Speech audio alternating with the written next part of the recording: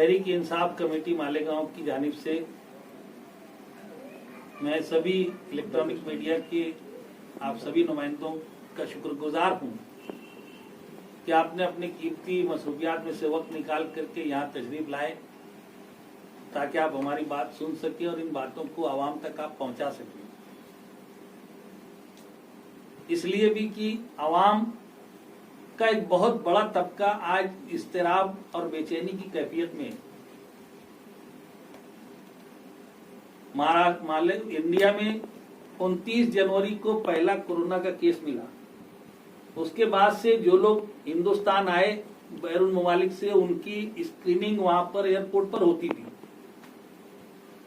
22 मार्च को जब जनता कर्फ्यू लगा उस वक्त तक 173 लोग बैरून मुल्क से हिंदुस्तान मालेगांव शहर में आए। उनका पूरा रिकॉर्ड रखा गया, उनको क्वारंटाइन रखा गया।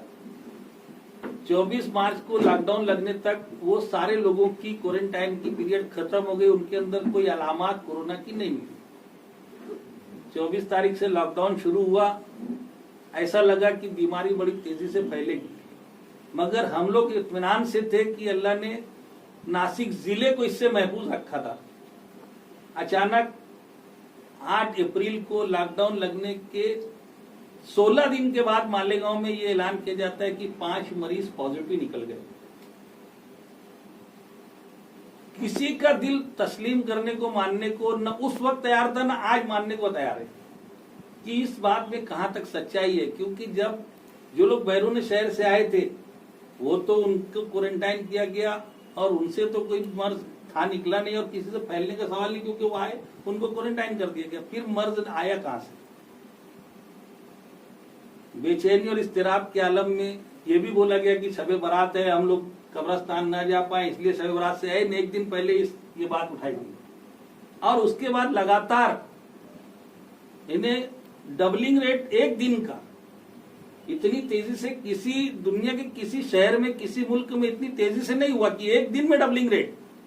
पहले दिन 5, दूसरे दिन 10, तीसरे दिन 20, चौथे दिन 40, इतनी तेजी से एक दिन का डबलिंग रेट कहीं नहीं रहा। इतनी तेजी से हमारे यहाँ पर इस बीमारी ने पैर पसारे, हम सब लोग हैरान थे। यहाँ तक कि शहर के एक मोतबर नुमाइंदे को जाकर के बोलना पड़ा कि आप जो टेस्टिंग के लिए आप रिपोर्ट भेजते हैं, टेस्टिंग के लिए आप जो भेजते हैं तो वो नाम और पते के साथ मत भेजो, आप कोड नंबर के साथ भेजो। ये इस बात की अलामत थी कि आने वाली रिपोर्टों पर लोगों को यकीन नहीं था। फिर कुछ जिम्मेदारों ने जाके तस्दीक भी कर दी कि हाँ हमने देखा है, रिपोर्ट बराबर है। और उसके बाद जो सिलसिला शुरू हुआ कि इतनी तेजी से बीमारी बढ़ी, लेकिन हमने ये देखा कि कोरोना की बीमारी और कोरोना के मर्ज की वजह से अमवात की खबर नहीं थी, मगर दूसरी बीमारियों में फलां का इंतकाल हो गया, फलां का इंतकाल हो गया, वो चले गए, उनको अटैक आया, वो खत्म, इनकी शुगर बढ़ी, वो खत्म।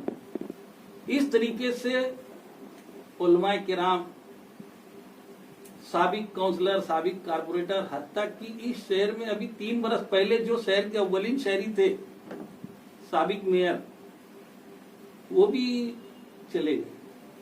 इतनी बड़ी बड़ी जिम्मेदार हस्तियों का निकल जाना आवाम को बेचैन करने वाला था।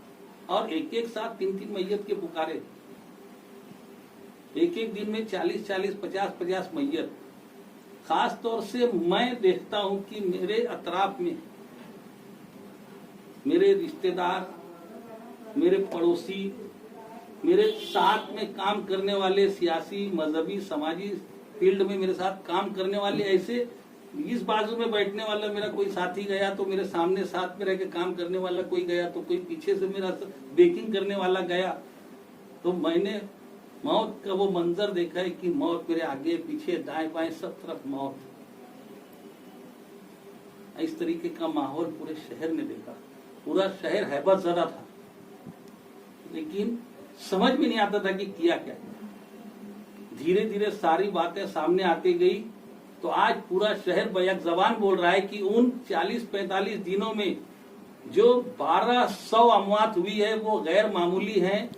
और वो कुदरती मौत उनको इसलिए नहीं बोला जा सकता क्योंकि साफ दिखाई देता है कि ये लापरवाही की वजह से हुई है या कुछ लोगों की नालायकी की वजह से हुई है। तमाम दवाखाने बंद कर दिए गए, इलाज मुआवजे की सारी सहूलियात मजदूर कर दी गई। जिनके पास दवाओं के डिस्क्रिप्शन थे, जिनके पास गोलियों की फाइल थी, उनकी फाइल के मुताबिक भी मेडिकल स्टोर पर गोलियां अवेलेबल नहीं थी, मुहैया नहीं थी। इस तरीके से अमवात हुई और इंतजामिया, हमारे नुमाइंदे, सरकारी ऑफिसरान, डॉक्टर्स, हर एक की लापरवाही। जो दवाखानों में एडमिट थे उन दवाखानों में दाखिल मरीजों की तरफ से वीडियो क्लिप बना बना करके यूट्यूब पर, सोशल मीडिया पर डाली गई। आज करोड़ों रुपया इस बीमारी से निपटने के नाम पर खर्च हुआ। ये बोला गया कि साफ सफाई शहर में बिल्कुल ठप थी, जबकि अगर बीमारी फैली है तो साफ सफाई का निजाम और तेजी से अच्छा करना चाहिए, मगर उसके बाद साफ सफाई का निजाम ठप हुआ। जब इंतजामिया से सवाल किया गया क्यों साफ सफाई का निजाम क्यों ठप है, तब ये बोला गया कि 200 सफाई कर्मचारी जो शहर में साफ सफाई करते थे उनको कोविड हॉस्पिटल्स में, यानी कोरोना के इलाज के लिए जो दवाखाने बनाए गए उनमें लगा दिया गया सफाई के लिए।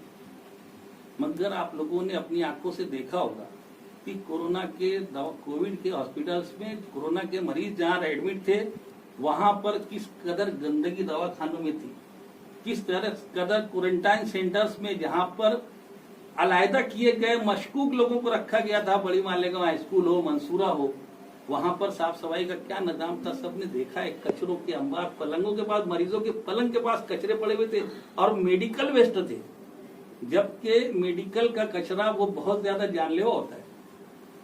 जो इंजेक्शन लगाया जाता है उसकी नीडल, उसकी सिरिंज, जो सलाइन चढ़ाई जाती है उसकी नली, यहाँ तक कि डॉक्टरों ने जो पीपी किट पहना था, जो सेल्फ प्रोटेक्शन के लिए, प्राइवेट प्रोटेक्शन के लिए जो इक्विपमेंट पहनते हैं, वो उतारने के बाद वो भी वही फेंक दिए, जबकि उसे ले जाकर के मुनासिब जगह पर जहाँ डिस्ट्रॉय किया जाता है, जहाँ उसको बर्बाद किया जाता है, जलाया जाता है या दफनाया जाता है, वहां डालना चाहिए था, मगर वो भी मरीजों के पास ही पलंग उतार के फेंक के चले गए। ये सफाई का आलम था।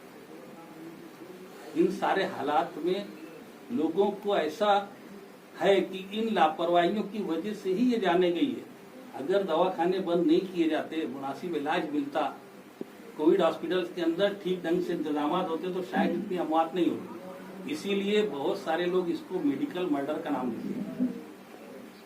ये तो है इस शहर के हालात, मगर हम जाती तौर पर किसी को आज मुर्दी इल्जाम ठहराने की, किसी की तरफ उंगली उठाने के रवादार नहीं है, क्योंकि शहर हमारा है, शहर के सारे लोग हमारे हैं, ऑफिसरान हो, सियासी पार्टी के जिम्मेदारान हो, सब कोई हमारे हैं, दवाखानों के डॉक्टर्स भी हमारे हैं, और हर एक अपनी सफाई पेश कर रहा है।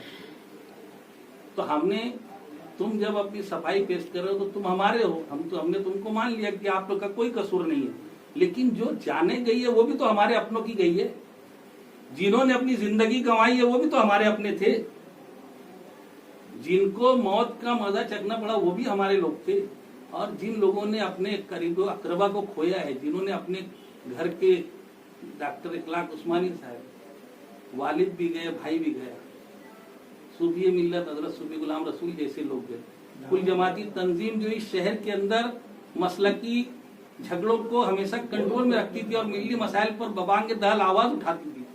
कभी भी कोई मसला खड़ा हुआ तो उसमें सियासी बंटवारा ना हो, मसलकी बंटवारा ना हो, तो कुल जमाती तंजीम आगे आती थी।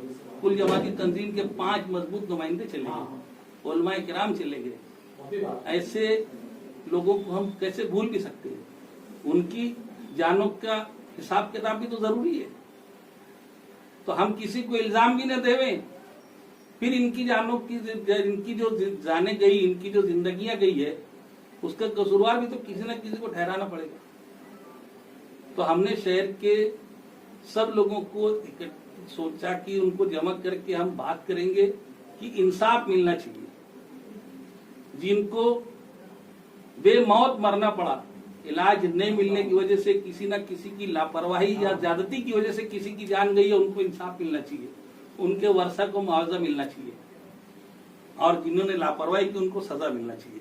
जिन्होंने अखराजात करने में कुछ अगर 19-20 किया होगा वो भी होना चाहिए। अगर किसी ने आवाम ने तुमको चुनकर नुमाइंदा बनाया, उसके बाद तुम आवाम के लिए अगर कोई गुमराहकुन बयानबाजी करते होगे या तुम अपने फराइज को अदा करने में कहीं कोताही करते होगे, तुम्हारा भी सामने आना चाहिए। इन तमाम बातों को सामने लाने के लिए हम कुछ नहीं कर सकते। हम सरकार से मुतालबा करें कि सरकार एक कमेटी बैठावे, एक इंक्वायरी कमीशन बैठावे। जलगांव में सिर्फ 100 अमवात हुई, वहां के जलगांव के पालक मंत्री ने वहां पर इंक्वायरी कमेटी बिठा दी। हमारे यहाँ पर 1200 अमवात हुई है। आवाम के दावे के मुताबिक अभी हम फाइनल फिगर नहीं मालूम, हम लोग कब्रस्तानों से, शमशान भूमियों से हम उसकी तादाद हासिल करेंगे तो हम फाइनल फिगर बोलेंगे। लेकिन आवाम के कहने के मुताबिक 1200 के लगभग मौत हुई है। जो वहां 100 मौत के ऊपर इंक्वायरी हो जाती है, हमारे यहाँ 1200 मौत हो गई, कोई कुछ बोलने को तैयार नहीं है। सरकार से कहा जाता है कि 1200 मौत हुई, सरकार बोलती है कि नहीं, सिर्फ 64-65 हुई है। क्योंकि सरकार के पास रिकॉर्ड सिर्फ कोरोना का जा रहा है, सरकार का सारा फोकस सिर्फ कोरोना के मरीजों पर है और कोरोना से होने वाली अमवात का रिकॉर्ड वो बोलते हैं। लेकिन जो जिनको कोरोना साबित नहीं हुआ, दीगर अमराज में जो लोगों का इंतकाल हुआ, उन अमवात के बारे में तो सरकार सोचने को ही तैयार नहीं है। और हम लोग 2017, 2018, 2019 का भी रिकॉर्ड कब्रस्तानों से और शमशान भूमि से निकालेंगे, ये साबित करने के लिए कि ये जो अमवात इस पीरियड में 2020 में हुई है, हमेशा इतनी अमवात नहीं होती थी। तो ये जो हुई है ये गैर मामूली हुई है, ये मामूल से हटकर हुई है। इसलिए इन अमवात की इंक्वायरी होना जरूरी है और इसकी तहकीकात करके, तो जैसा कि 2001 के फसाद में 12 जाने गई थी, तो सरकार ने जस्टिस पाटिल कमीशन बनाया था। हम सरकार से मुतालबा करेंगे कि हाई कोर्ट के एक सीटिंग जज को इंक्वायरी कमीशन बना करके मालेगांव भेजा जाए। और ये इसलिए भी जरूरी है कि हम जो मजलूम हैं उनके पास इतनी इस्तेदाद नहीं है कि वो बंबई मंत्रालय तक जाकर नुमाइंदगी करे या हाईकोर्ट में जाकर रिट पिटीशन कर सके। लेकिन अगर कोर्ट ऑफ इंक्वायरी मालेगांव आ जाएगी तो हर कोई अपनी बात वहां जाकर के रख सकेगा और सबको इंसाफ मिल सकेगा। इसके लिए हमने शहर के तमाम लोगों को